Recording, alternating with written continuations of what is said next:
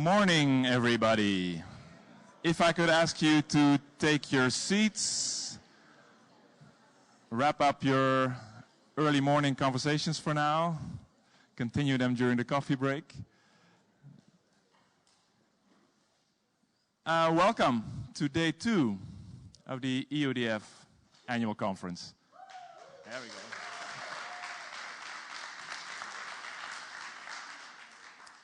My name is Jeroen. We're going to do a couple of things at the start of this day. But before we do, let me just ask, is there anybody that needs to get something off their chest before we start? This is an insight I had, or this is something I want to share with you before we start, because otherwise I'll be here all pent up with this thing that I want to say.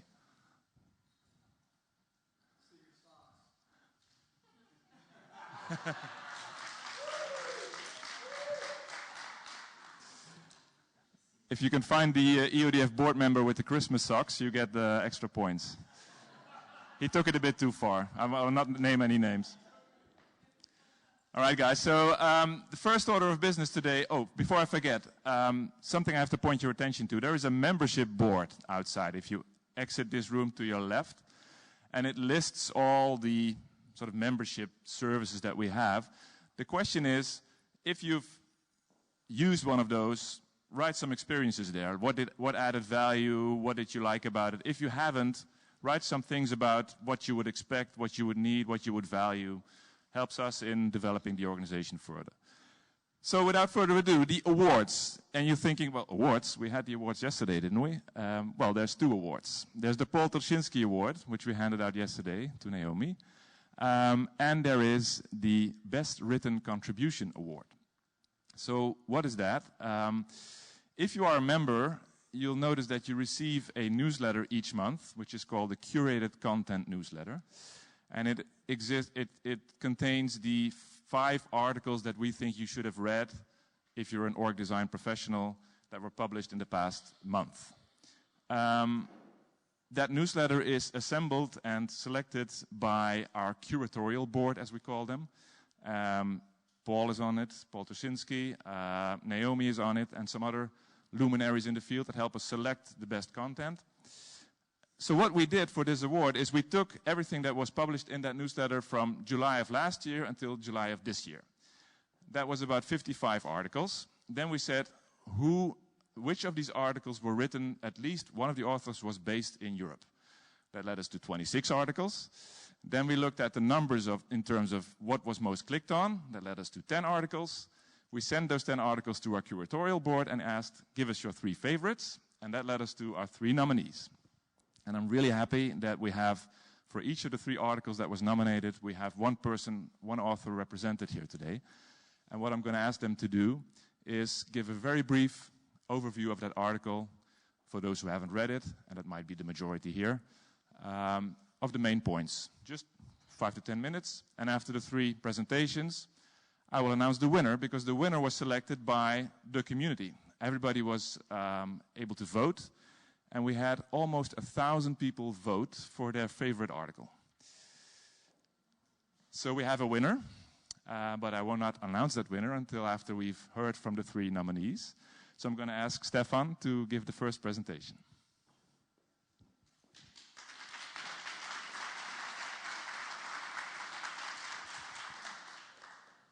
Thanks, Nadja. Could we get I see it there. Perfect, and it works. Great. First of all, good morning. I think for most of you it's potentially was a relatively early leaving the bed, but I think the energy is really high already in the room. And so thank you, first of all, for the nomination and being part of this community for those 2 days, and also giving you the opportunity to see some of our results from the study we did on boosting performance through organization design. As most of you experience and know, there's a lot of change going out there, a lot of uncertainty, especially through changing environments in the economy, technology advantage, people behavior. So people are moving quicker to other places, have more desires how to organize the workplace. And this leads to companies to organize faster and quicker, and the requirement to really adapt their organization more frequently. And what we found, unfortunately, is that a lot of companies are unsuccessful in redesigning their organizational structures. More than 50% of the over 1,000 companies we surveyed really failed and said, we have been unsuccessful, there was no change, and we want to know how to do it differently. So what are the key factors, the ingredients of good organizational design to really boost performance? And we looked at this and came up with 6 major factors that really drive your performance bottom line. That means really increase your margin and increase also your growth in comparing this to the market and to your competitors. So the first we found is the agile way of working. We were talking about this now for a couple of years and more recently during the last 2 years. And this indeed, if you apply it right, gives you a success factor of 5, which means 5 times companies are more successful than the market, than companies who are not applying these factors. The second is a good, effective, value-adding center. So be not a burden, but really supportive to your business, having seamless integration of functions, of corporate functions into the business, having a good way to share best practices and functional expertise down into the organization. And the third factor we found is a really empowered and simple P&L logic, so that the P&L has a clear owner, the owner is empowered and can be measured against executing their profit and loss responsibilities, and that at the end, the P&L is also linked to the strategy of the company.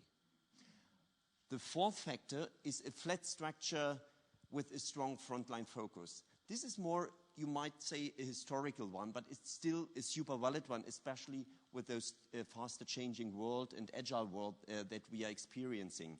And that means that we need to give back responsibility to people that are close to the market at the front line, to flatten and shorten the way of distance of decisions between the bottom and the top of the organization.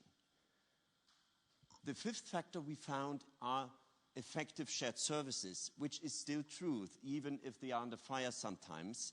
The question is how you set really up your shared services.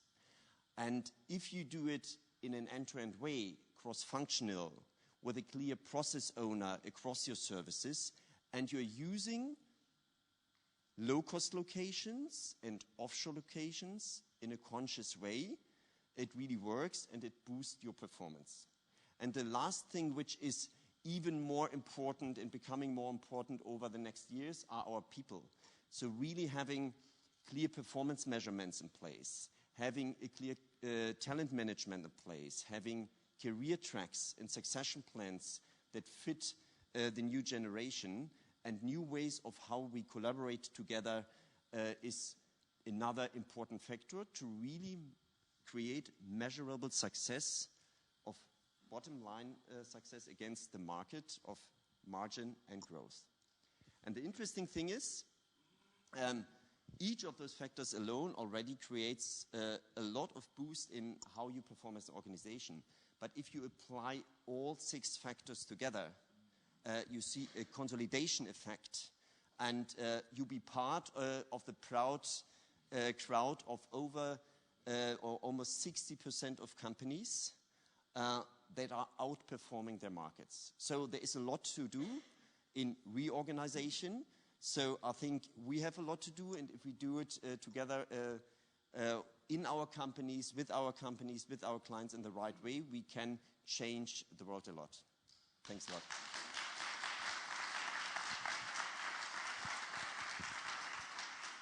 Thank you, Stefan. Karen, can I ask you to come up next?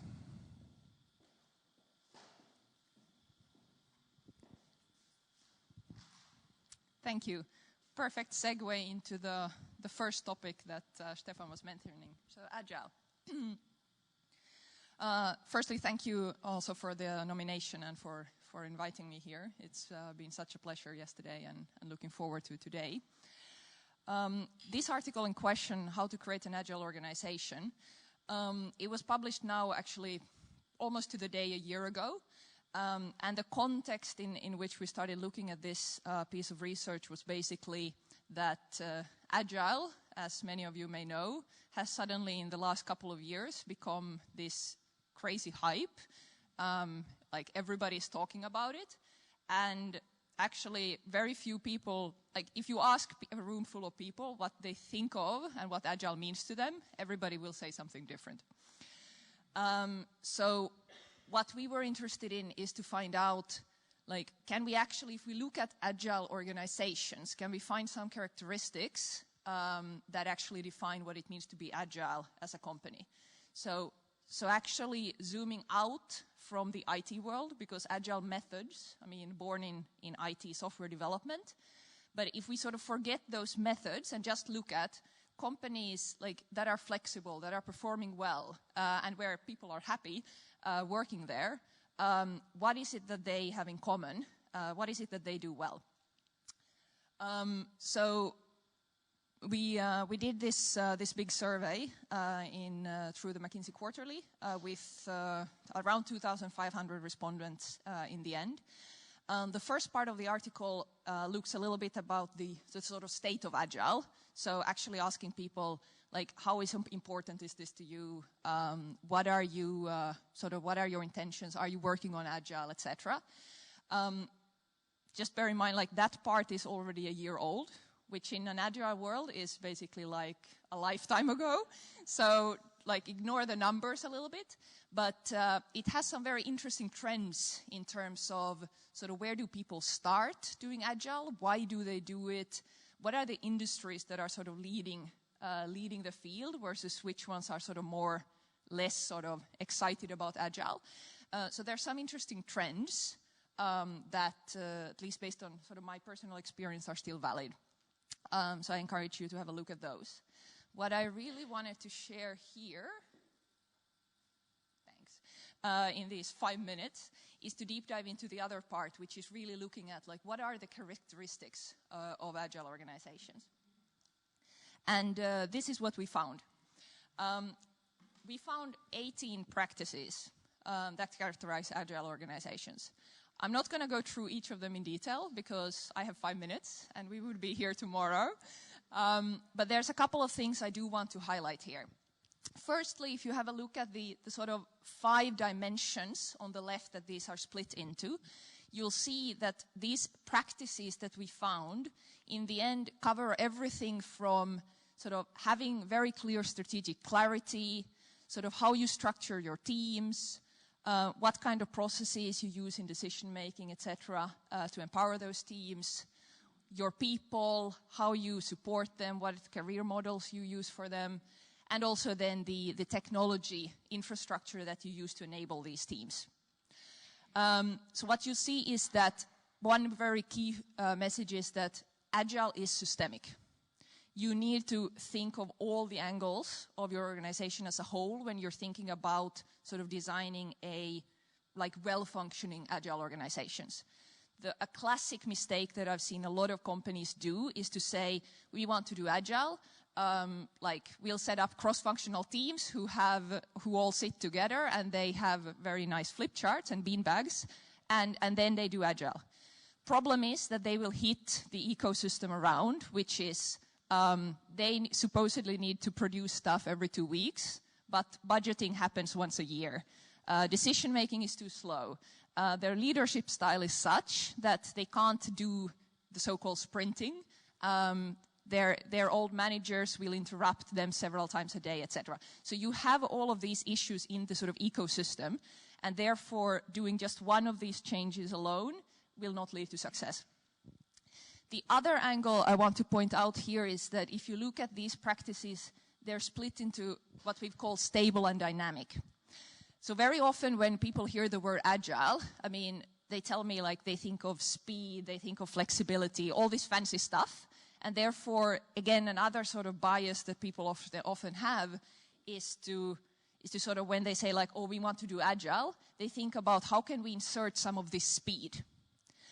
But what we've found is that again is a sort of mistaken bias, because that is typically what you see. When you go into an agile organization and you look at, oh, what is it that they do differently? You see the speed, you see the flexibility, the teams running all over the place. The challenge is that what you don't see is the other side of the story. Again, coming back to the ecosystem.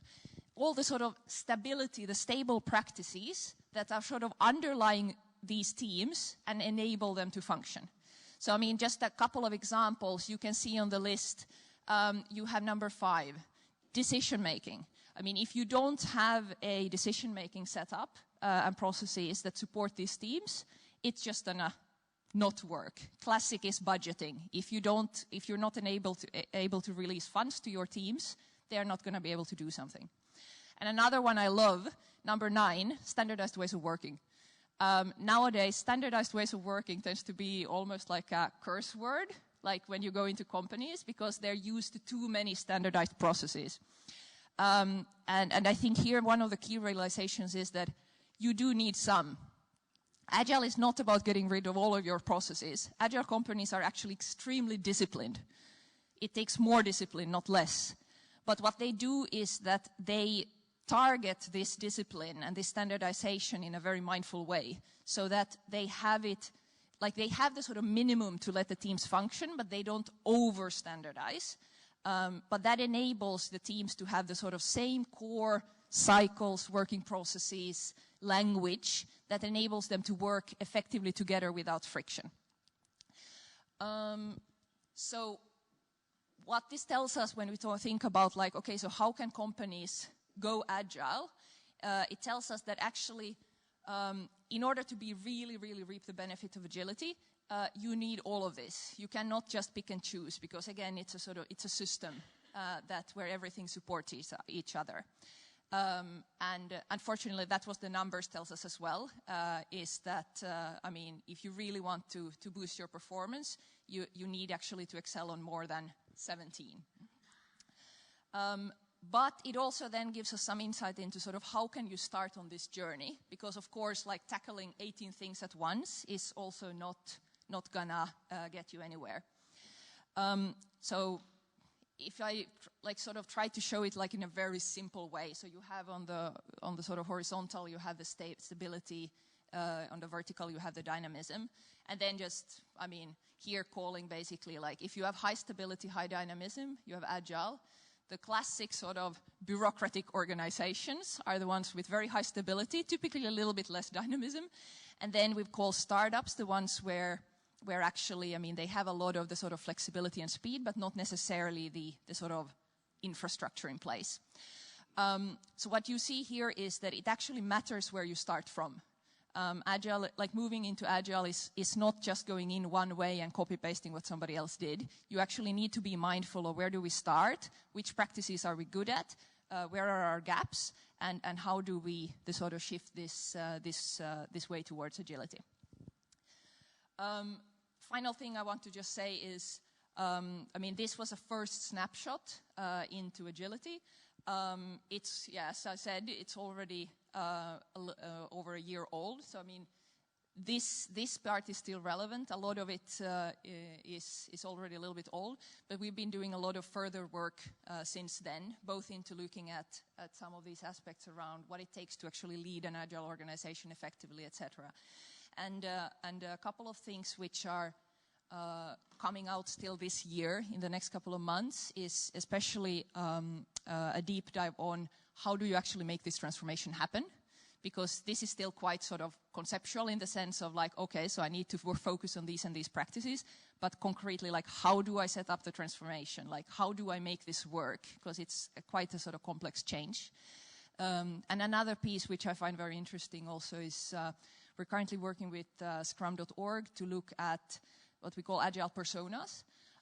So basically, what are the personality characteristics that enable a person to thrive in an agile environment, which will have big implications, of course, for sort of people selection, but also training. So these are just in the sort of making and coming out in the next month or so. But if you have any questions around like this research, any of the other stuff, I mean, please let's have a conversation. I'll be around all day. Thank you.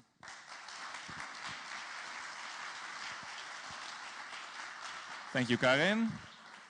And finally, Lisa.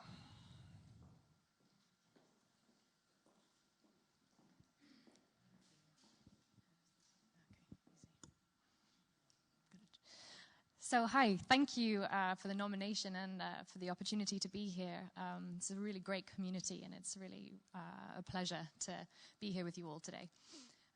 So my article was about this organization in Spain called K2K, and I was really intrigued about them because I had heard about the fact that they had transformed more than 70 companies from kind of traditional hierarchical bureaucratic organizations, a lot of them factories and industrial companies, to sort of self-managing, empowered organizations. And I was curious about what was their sort of formula? How had they done that so consistently? So I went to this workshop in Lisbon earlier in the year to learn about how they'd done that, what their methodology was.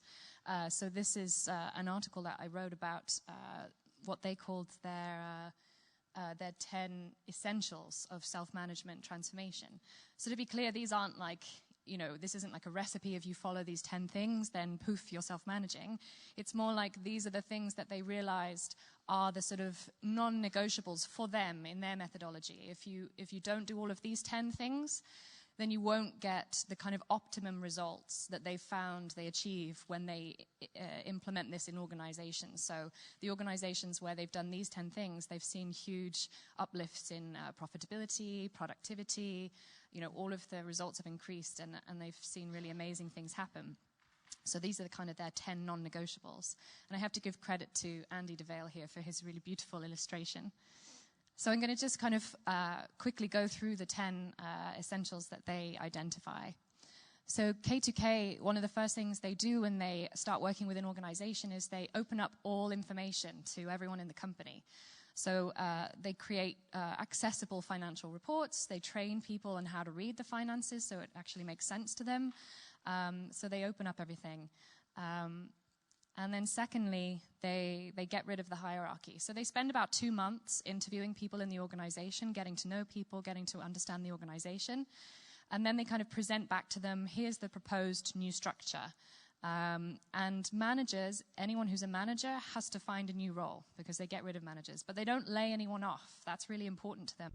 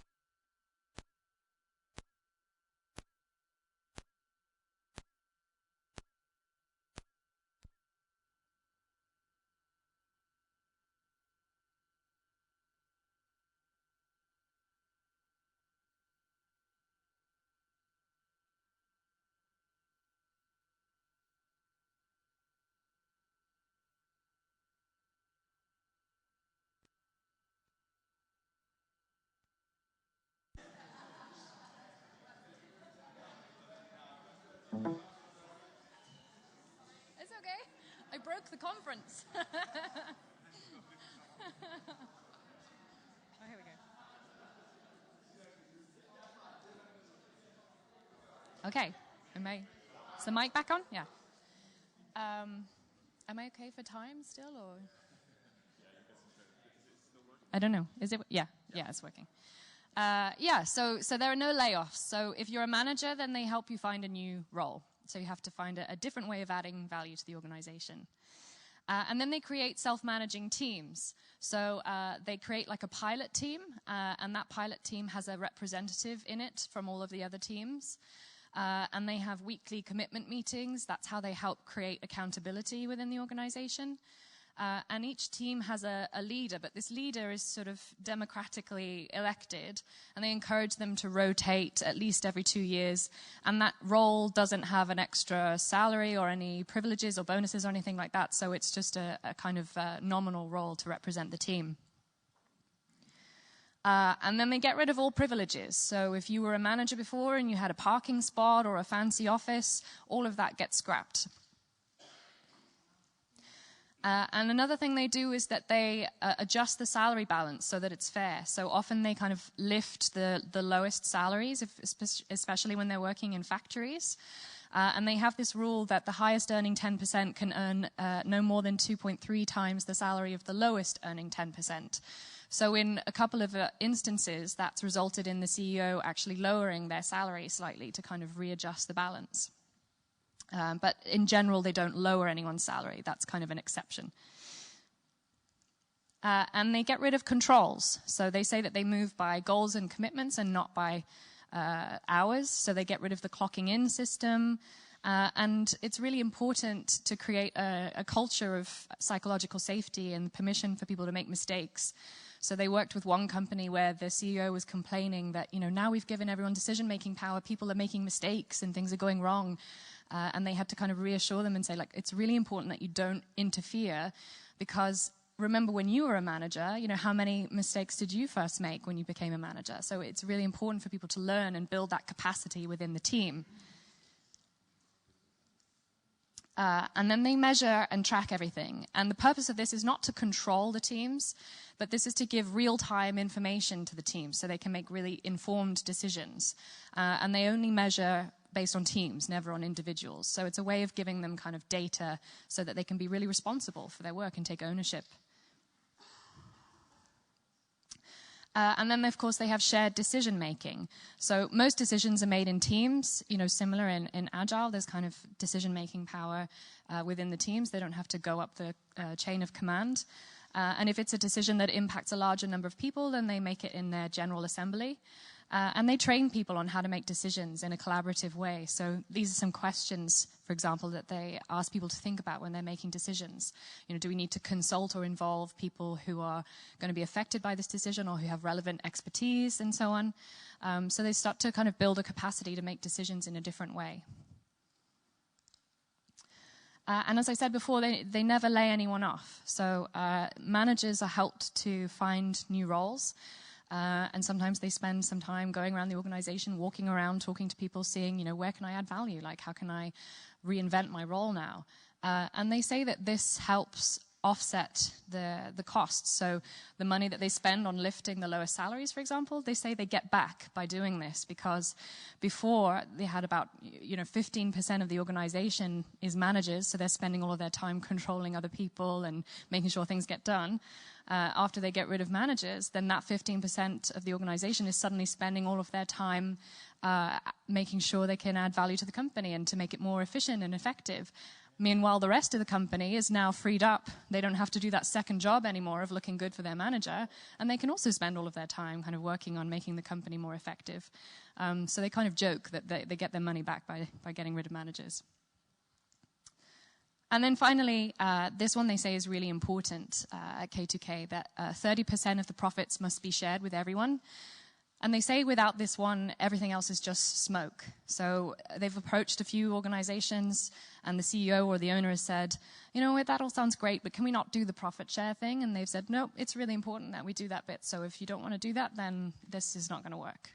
So they're really kind of adamant that that's important. So those are the kind of 10 essentials. And I'll just leave you with some starting points that K2K offer in terms of, if I wanted to implement maybe not this whole methodology, but maybe take sort of the essence of it, then these are some sort of starting points that you could think about. So one of them, they say, is to ask yourself, what do you feel? Because K2K's tagline is feel, think, do. So they ask you to sort of tap into if you're feeling, anxious about the idea of a transformation like this, or excited, and just to get present to that. And then number 2, to get informed. So go and visit other organizations that have done transformations like this, speak to people, read articles. And number 3, really, really want it, because this is challenging work. It's testing both professionally and personally. So it's not something that you enter into lightly, and it really matters where your motivation is coming from. And number 4, they say to share your vision with people, kind of paint a picture of, what might be possible if we embrace these principles. And then they encourage them to decide together. So companies always vote together whether they're going to do this process or not. So it's never enforced in a top-down way. And then they say to enjoy the journey, because there's no finish line, there's no end point. This is kind of an iterative, evolutionary process. So you better enjoy the journey, because it's not going to end. And finally, they recommend that you find your fellow rebels. And I think probably all of us sitting in this room today are fellow rebels. And it's, I was speaking to someone this morning saying that it's really nice to have kind of an island of sanity of people like, yeah, I'm not the only crazy person. So, your rebels will help you along your journey. For people who are skeptical or critical or say that it won't work, then hold on to your rebels. So, yeah, that's me. Thank you for listening.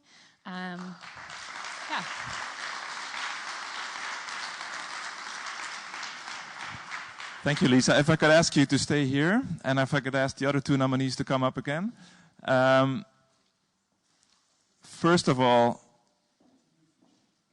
obviously these are 3 very rich articles, as you can tell, and if you go to the agenda item of this award ceremony in your app, you can find the links to all 3 if you want to read more, because I can imagine that you would. First of all, I want to thank all 3 nominees. Give them a round of applause. There you go. Oh.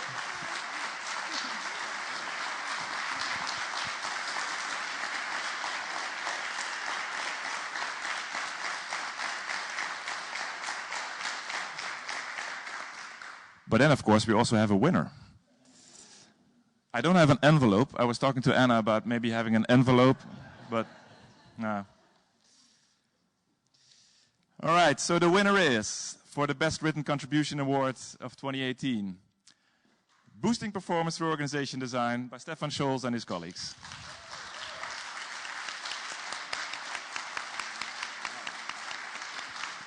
Congratulations. Thanks so much.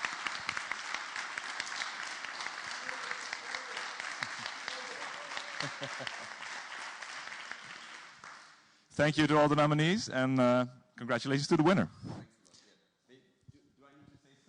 If you want, of course, please. Thank you. And to be honest, reading also the other articles, it was super impressive and great work. I think, it's an honor. I think it's potentially really, really close. I think all 3 deserve this prize. So really happy to be here, and thank you very, very much. Yeah. Thank you, guys. Yep, you're dismissed. I hand it over to Heini. Oh, Bill has a point to want to make. I can't help but take this opportunity to do a plug for our monthly global conversations, because this effort, this experiment that started about 1.5 years ago to get these folks from around the curatorial board to review important articles is an amazing gift to all of us. And then we send this out to folks, and we chatted about it and said, we've got to have a conversation about this. So once a month, we have a conversation about the 5 articles. And it's whoever shows up, and it's great. For me, it is the way for me to stay present in our community, because we get articles like these, and we talk about it. It's like, so was there any theme amongst the 5 articles? What's your favorite? Or what came up? And so to me, we have as a community this monthly 1-hour call that allows us really to stay current. So I just had to do a plug because it's such a good program that we offer. Thank you, Bill.